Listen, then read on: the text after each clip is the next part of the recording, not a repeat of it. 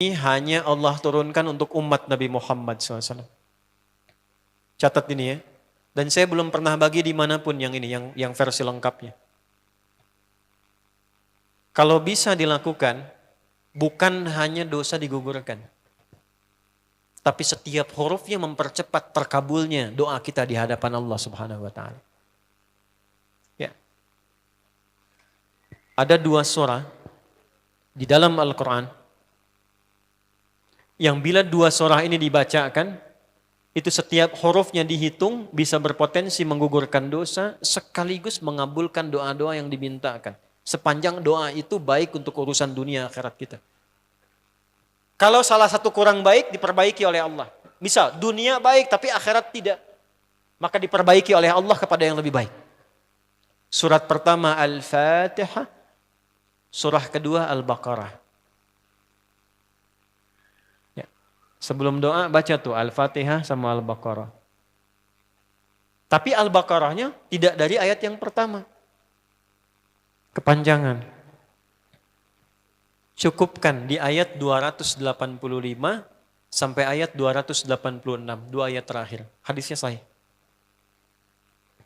Kalau mau dikuatkan biasanya banyak ulama memasukkan ayat 284. Ada yang sudah masuk ke dalam Ka'bah di sini? Ini informasi saja. Dan 3 ayat ini, Al-Baqarah 284, 285, 286, itu ayat yang dituliskan di dinding Ka'bah. Itu yang saat berhala dikeluarkan, gambar-gambar dihapus, itu ya, syair-syair diganti dengan ayat Quran sehingga jadi kain kiswah Ka'bah di luar. Itu ada sejarahnya. Yang di dalam pun dihiasi dengan hiasan ayat Al-Quran. Di antara yang dituliskan itu Al-Baqarah ayat 284, 285, 286. Intinya di 285 dan 286-nya. Tadi rakaat pertama yang saya bacakan dalam salat Isya. Hadisnya sahih. Itu spesial malaikat Jibril turun kepada Nabi Muhammad SAW mengabarkan kabar gembira siapa yang membiasakan membaca Al-Fatihah. Ya, kemudian 2 ayat terakhir di Al-Baqarah dari amanar rasulu sampai fansurna 'alal qaumil kafirin, tidaklah dia membacakan itu kecuali setiap hurufnya dijaminkan mengabulkan doa-doa yang dia mohonkan sepanjang benar doanya dan tidak diselimuti maksiat. Ini maaf ya. Ini saya minta maaf dulu nih. Kalaupun Anda benar doanya khusyuk sampai nangis, tapi ada selimut maksiat dalam permohonan doa itu pengabulannya mental lagi. Hadisnya sahih. Thumma dzakara rajula yutilu as-safara ash'atha aghbara yamuddu yadayhi ila as-sama' fayaqulu ya rabb faqala Rasulullah sallallahu alaihi wasallam anna yustajabu lidzalik famat'amuhu haram mashrabuhu haram malbasuhu haram wa ghudhiya biharamin fa anna yustajabu lidzalik. Rawahu Muslim. Nabi mengisahkan seorang lelaki menempuh perjalanan jauh.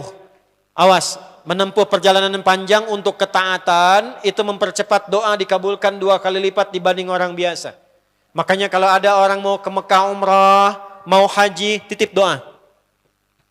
Ada yang mau beasiswa ke Madinah, ke Mekah, ke Al-Azhar, ke Mesir, titip doa. Saya biasanya kalau mau berangkat umrah, Ustaz titip doa, ayo tulis banyak tuh. Enggak saya baca. Saya simpen aja, ntar dekat Ka'bah, ya Allah engkau maha mengetahui. Ya.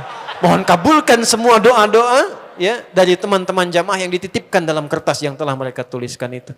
Simple Pak, daripada capek kita bacakan satu-satu. Dan alhamdulillah biasanya ya insya Allah terkabul. Insya Allah. Itu perjalanan jauh. Nah orang ini menempuh perjalanan untuk sekedar berdoa. Safar. Ya, safar yang baik. Kemudian yang kedua, yamuddu yadaihi ilas sama, dia mengangkat tangannya ke langit. Ini saya tidak bermaksud mengajarkan ya, cuma menunjukkan prakteknya begini nih. Ada yang bisa bantu saya enggak satu orang maju? Cepat. Yang depan aja, depan. Jazakallah khair. Mohon pegangkan mic sebentar. Ya, terima kasih ya. Lihat sini. Gini. Nah, jazakallah.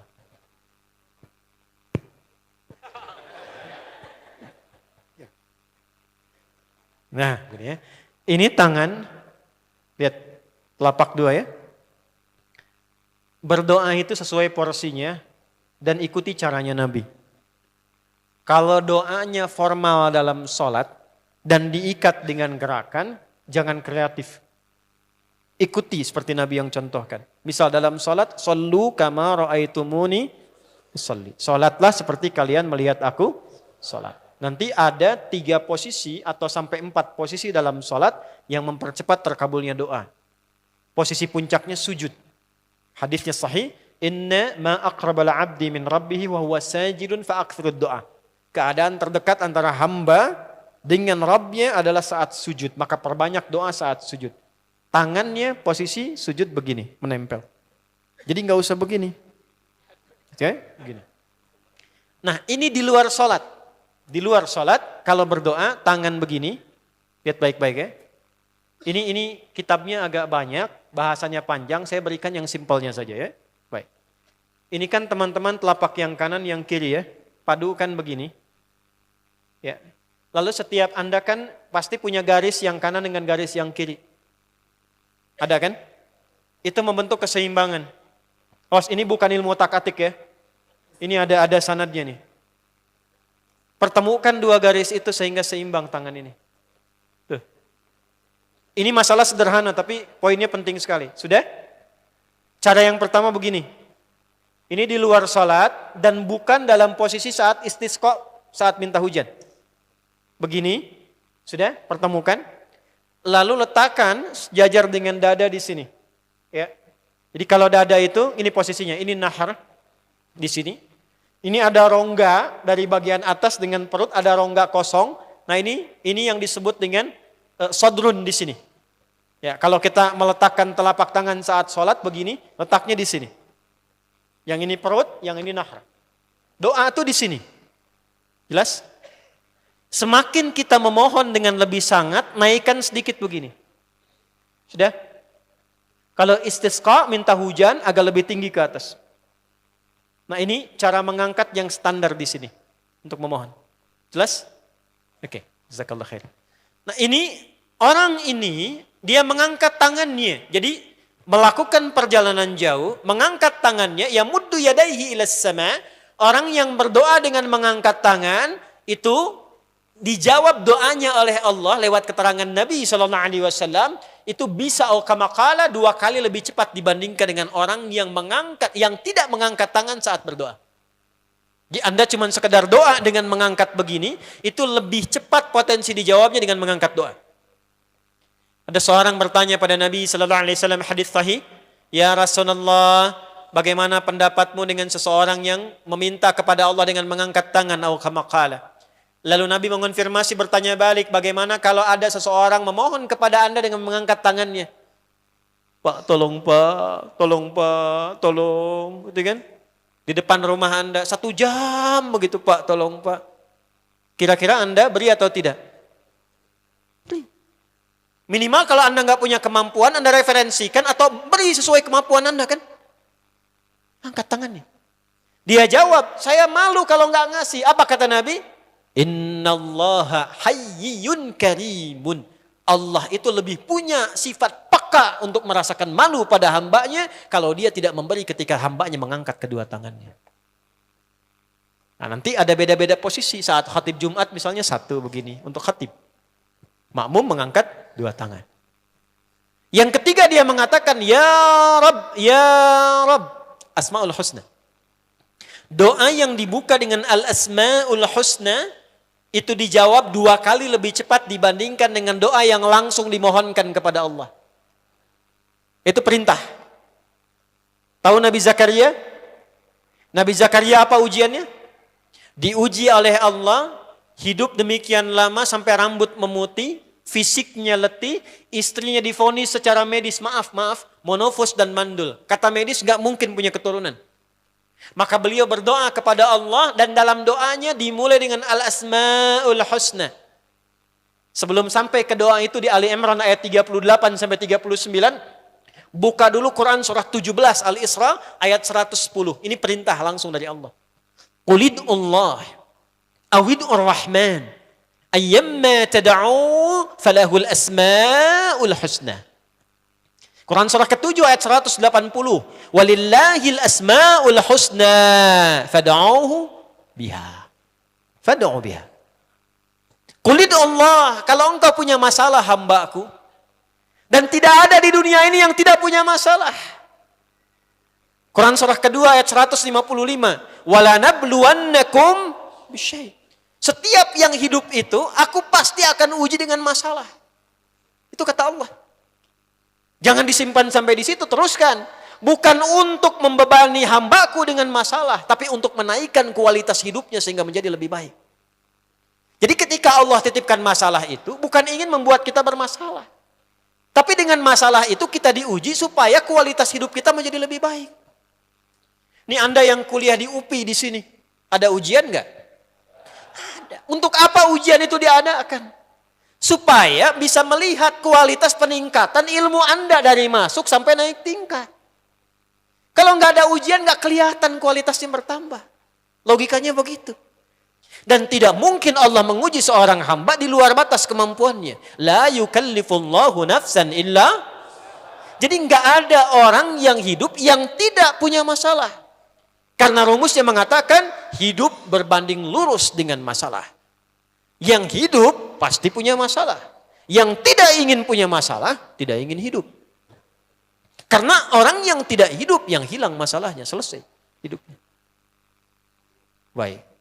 Siapa yang tidak ingin punya masalah? Angkat tangan. Baik. Siapa yang ingin punya masalah? Alhamdulillah. Baik. Yang lain wallahu a'lam. Nah, kulit Allah kalau sedang diuji masalah, kan yang ngasih siapa? Yang nitipkan siapa? Yang punya solusinya siapa? Kalau Anda tahu yang punya solusinya Allah, kenapa curhatnya bukan kepada Allah? Kan sudah dicontohkan di Quran. Kalau punya masalah, curhatin ke Allah. Quran surah 12 ayat 86. Sejak era Nabi Yakub. Masalah di rumah tangga. Anak bermasalah, curhatnya pada siapa? Allah. Innama ashku bathi wa huzni ilallah. Aku tuh kalau punya masalah, sesedih apapun, curhatnya Allah. Bentangkan sajadahmu. Curhatkan dalam sujudmu. Tingkatkan takwamu. Wa may yattaqillaha yaj'al lahu makhraja. Quran surah 65 di akhir ayat yang kedua. Bentangkan sajadahmu, curhatkan, habiskan dalam sujudmu, keluarkan tangismu. Sehingga bebannya jadi ringan. Walaupun solusi belum datang, hatinya sudah tenang. Yang diperintahkan panjangkan sajadahmu, bukan panjangkan statusmu. Kita sudah tahu ayatnya, paham ketentuannya, tapi kenapa prakteknya ditumpahkan di Instagram, di Facebook? Bikin vlog di YouTube hanya untuk curhat saja. Dan ironinya dalam hal yang demikian tahu yang menyelesaikan Allah. Sekarang tambah bonus, aminkan ya. Yang mengaminkan doa ini mudah-mudahan dihilangkan masalahnya. Puguma mana nanti bermasalah kene di dia. Itu gimana kumaha tuh ya teh? Paham? Curhatkan sama Allah. Nah bagaimana mintanya? Sebut namanya ya Allah. Awidur Rahman. Kalau kita ingin minta lebih cepat, minta dengan kelembutan Ar-Rahman. Rahman itu bisa disebut namanya ya Rahman. Bisa cari cara mintanya yang paling lembut. Yang menyentuh. Allah senang dengan kalimat yang menyentuh. Misal ya. Kembali ke Nabi Zakaria tadi. Quran surah 3 ayat 38. Hunalika da'a Zakaria rabbah. Qala rabbi habli min ladunka dzurriyyatan thayyibah. Innaka sami'ud du'a. Ya Allah, hamba-hambamu itu telah menghukumi aku dan istriku tak akan mungkin punya keturunan. Sedangkan engkau yang maha pemberi tanpa punya batasan. Mereka mengatakan istriku punya keterbatasan. Maka aku memohon kepadamu yang pemberianmu tak ada batasan. Mohon ya Allah anugerahkan keturunan dari sisimu saja ketika mereka mengatakan tidak mungkin itu punya. Sungguh engkau yang maha mendengar doaku ya Allah. Perhatikan, kalau kepada yang maha mendengar saja tidak terkabulkan, mohon tunjukkan kepadaku saat ini dengan cara apa lagi dan kepada siapa lagi aku mesti memohon. Itu dalam banget. Ya Allah, Engkau perintahkan aku berikhtiar mencari kerja, aku lakukan. Engkau perintahkan mengeluarkan keringatku dengan cara yang halal, aku kerjakan ya Allah. Engkau perintahkan aku jauhi yang Engkau larang, aku lakukan ya Allah. Sekarang aku telah berikhtiar dari sejak keluar, aku telah menunaikan sholat subuh seperti yang Engkau maha mengetahuinya. Dan menjelang malam aku mengadukan bahkan di rumahmu ya Allah hanya untuk sesuap nasi bagi istri dan anakku dari yang halal itu. Aku telah melakukan apa yang Engkau perintahkan, aku hanya memohon apa yang telah Engkau janjikan. Kalau dengan semua ikhtiar yang aku kerjakan sampai detik aku bersujud di hadapanmu di rumahmu ini belum Kau kabulkan, mohon tunjukkan kepadaku di malam ini ya Allah, dengan cara apa lagi mesti aku memohon kepadamu. Minta. Pernah enggak begitu mintanya? Itu rahmat.